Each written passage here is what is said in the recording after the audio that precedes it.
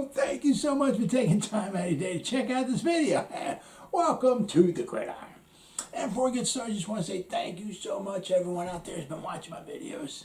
Thank you. If you can maybe give this video a thumbs up or possibly leave a comment below or maybe even share this video, it would mean so much to me. But at least anyway, thank you so much for just taking time out of your day to check out this video. Thank you. Well, the Giants, I mean, it's just not the Giants. It's kind of, and it's just not in football either. I mean, you've seen a lot more and more sports figures coming down with COVID, so it's just not the Giants. But the Giants right now are up to 7 on the COVID list. But I believe what I'm reading is Wes Martin is going to be coming off, so it'll bring the Giants list, the COVID list, guys on the COVID reserve list, down at 6. They got Wes Martin, Adoree Jackson's on there, Oshane Ximines, but that doesn't really matter. He's always a healthy scratch anyway. I don't know if he'll ever see another down this year. Cam Brown, that's a shame. Cam's very good, very, very good at special teams, so he'll be missed there. John Ross, of course, got to have at least a couple wide receivers who can't play. I mean, Kadarius Toney, of course, he can't play once again. And Aaron Robinson, they're all tested positive, and they're all on the COVID list. So I said Wes Martin will soon be coming off the list, but Xavier McKinney, right, who's not vaccinated, he's been placed on the reserve, the COVID list, because he was a high risk close contact.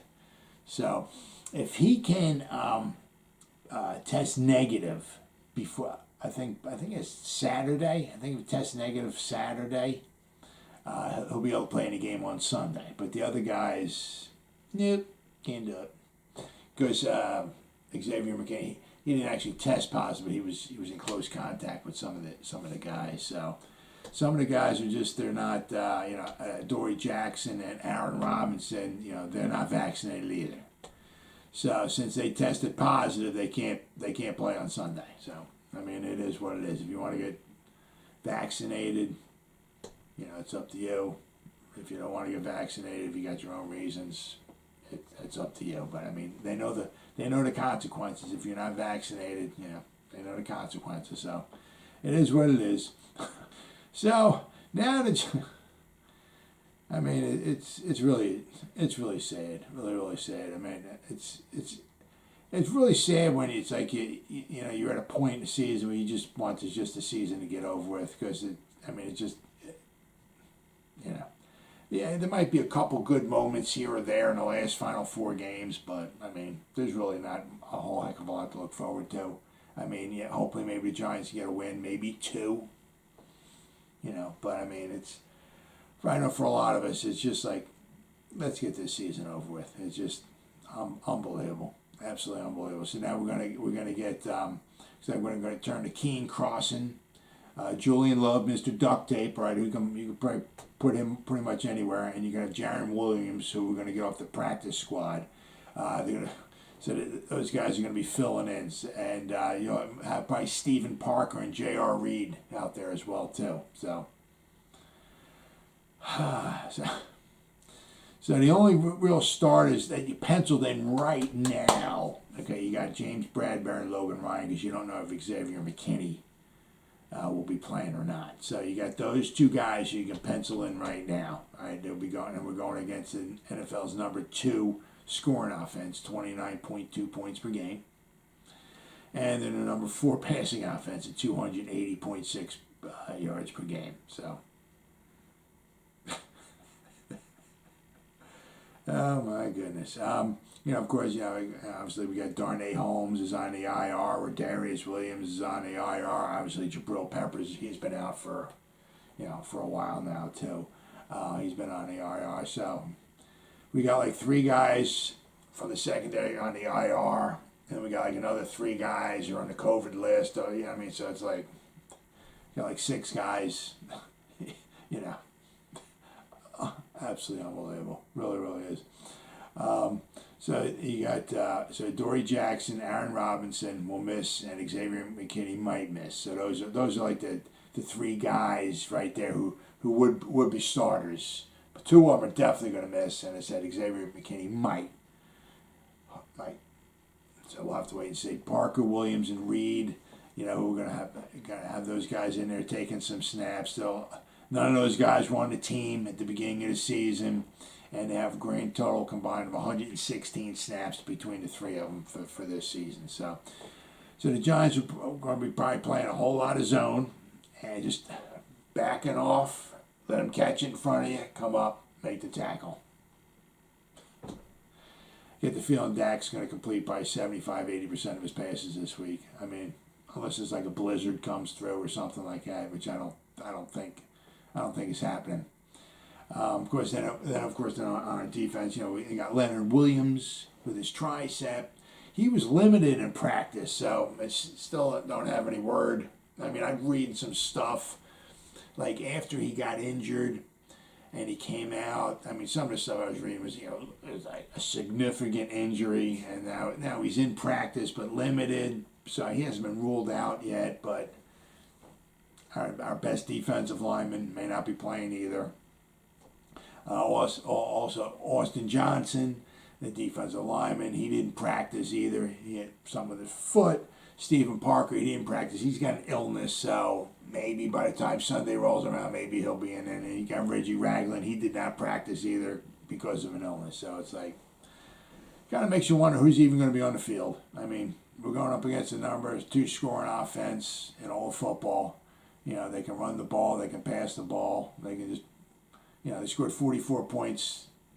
Yeah, last time we played them, and we were kind of a little healthy back then. Now we have like, I don't know, we have like 3 or 4 of our starters will be on the field actually. Everybody else will be like a second or third stringer going up against that team. Yeah. Unfortunately, it might be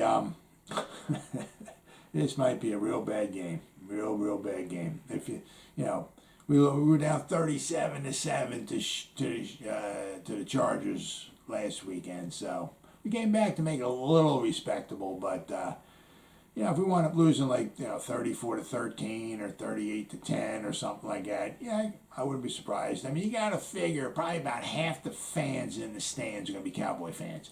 Cowboy fans always travel very well. And the times that my son and I were at the games, because my son's sadly a Cowboy fan, certain teams just travel real well. The Steeler fans, the Cowboy fans always do. And a lot of times when you go to the Giant Cowboy games, I'm going to say, at least a quarter, if not a third, seems like of the fans in there are Cowboy fans. At least a good 25% of them seem like the Cowboy fans. I mean, so when the Giants ain't, you're probably going to lose. There's a good chance you might just get totally blown out of the stadium. You got nothing to play for. The other team is 9-4. I think that they win this, they win the division.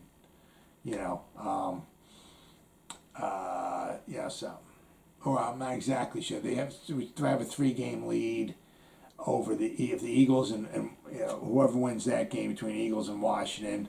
But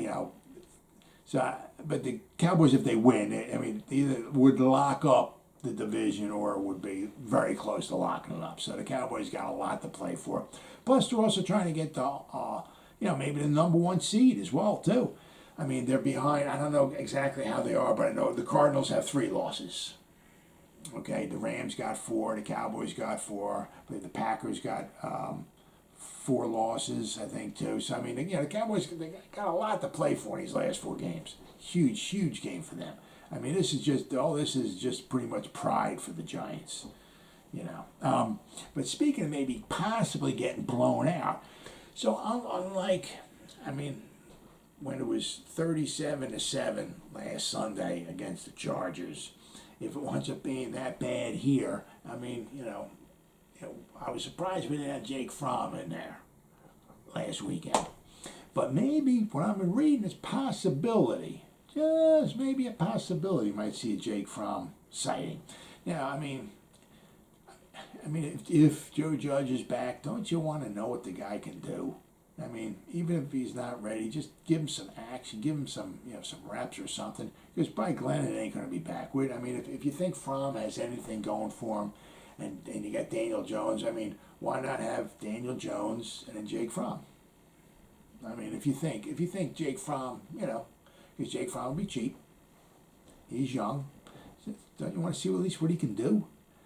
I mean, Mike Glennon, is going to start, but we'll have to wait and see. Now, Glennon is so far this year, he's completed 53% of his passes for 574 yards. He's got 3 touchdowns. He's got 4 interceptions. His quarterback rating is a 63. The 63 it would be like the worst amongst like all the starting quarterbacks. His quarterback rating was 63 is worse than Justin Fields, who's a 69.3. His quarterback rating, Mike Glennon, is worse than Trevor Lawrence, who's a 68.9, and his quarterback rating is even worse than Zach Wilson. Zach Wilson's is a 65.3. And Zach Wilson really hasn't been lighting it up. So your quarterback rating is even worse than those guys are. I mean, what do you think it's going to be against the Cowboys, huh? I mean, the first time when we played the Cowboys, I mean, he didn't do too bad. He had almost 200 yards passing. He had a touchdown pass. He did have 2 interceptions, 2 costly interceptions. But we also had Kadarius Toney in there, who was just like unstoppable. He had the 10 catches for 189 yards. I mean, the guy was like unstoppable. Well, he won't be in there. Okay, so so I mean, if we want to get blown out of the water, wouldn't you like to just see what the guy can do? Now, the problem, all right, is with Jake Fromm. We signed him on December 1st off of the Buffalo Bills, their practice squad. He wasn't protected. You're allowed to protect 4 guys each week. If they thought, we might have a little something here with this Jake Fromm, at least let's protect him. We'll protect 3 other guys and we'll protect Jake Fromm. No, he wasn't protected. So basically what that meant is that any team in the NFL come by and boom, just pluck him off your roster, your practice squad.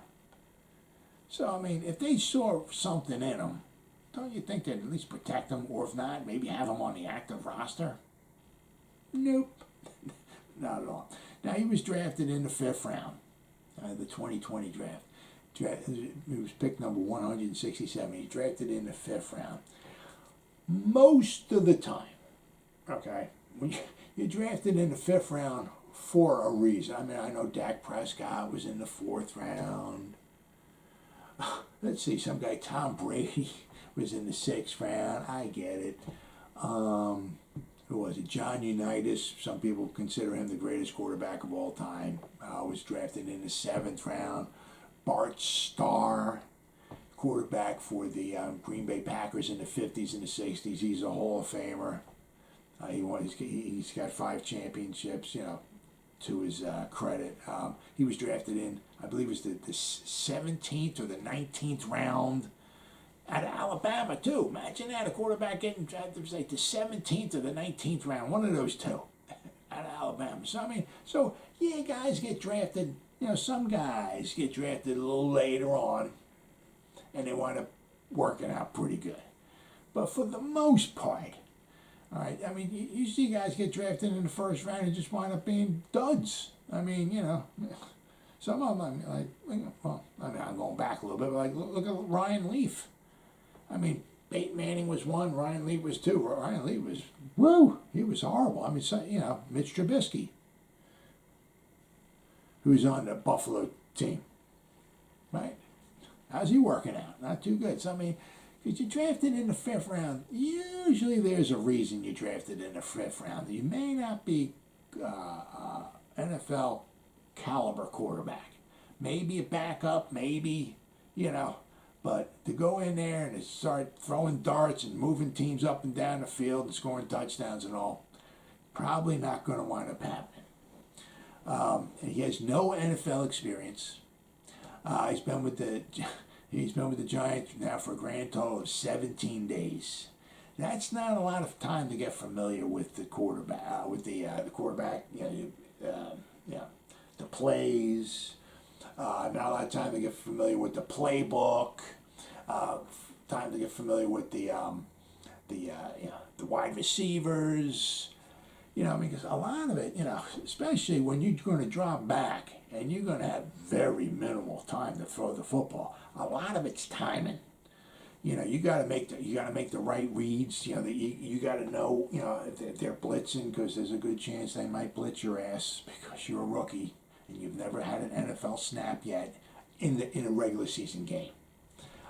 They might blitz you. They might blitz you a lot.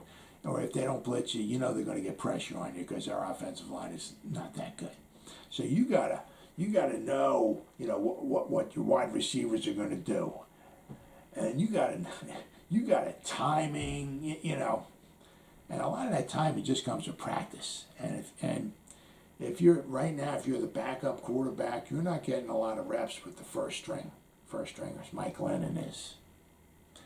So you're not building a lot of familiarity. You're not building timing with the wide receivers. Some wide receivers like the ball here, some like it in front of this or whatever. You're not getting it. And just to get thrown into the fire, good luck. The Giants might try to obviously run the ball a lot, but now he was inactive. All right. For all 19 games last season. Just to go to show you something. Last year with the Bills, they played in 19 games all season long. He was inactive all year long. Same thing this year. They didn't play him at all. He played in the preseason. In preseason he was 21 out of 36. He had completed 58% of his passes for 172 yards. He didn't have any touchdowns, didn't have any interceptions though. And apparently what I was reading, he didn't have any drop passes either. He's accurate with the ball. Which is good. That's a positive. But one of his problems is, he doesn't have experience, and his decision making, is going to really be tested here. Because when he was in Georgia, let us not forget, he had the two tackles he had were first round picks. Andrew Thomas was the left tackle. We got him. We got the quarterback, Jake Fromm. We got him. And we got the right tackle, Isaiah Wilson. We got him. So we got the triangle right there. We got the trifecta. They're all in the Giants right now. But, when you're playing, with Georgia, and a lot of times you're playing, the teams aren't quite as good as you, and you can stand back there, and sometimes you throw the ball, chances are your numbers will be a little bit better than they are now. Because it's like, he's going to get the ball, he's going to have minimal time to throw the ball, probably not going to have many chances to throw the ball deep. It would be really, really nice to see him in there, but don't expect him to like. If he does, hey, do I want another Tom Brady? Sure, heck yeah, sure, absolutely. Do I want against the Cow? Do I want to get blown out by the Cowboys? Are you kidding me? I would love to see Jake Fromm go in there and just start throwing darts and walking the team up and down the field and put up 3 or 4 touchdowns. Oh man.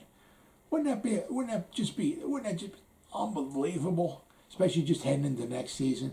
That would be fantastic. But in all common sense, you gotta realize, what your team is, and considering where the guy was drafted, what his capabilities are going to be on Sunday, and it's probably not going to be very good. Hopefully he gets in there. I'd love to see what he can do, but don't expect too much from the guy. Well, as always, guys, thank you so much for taking time out of your day to check out this video. You guys stay safe out there and go Giants! Woo!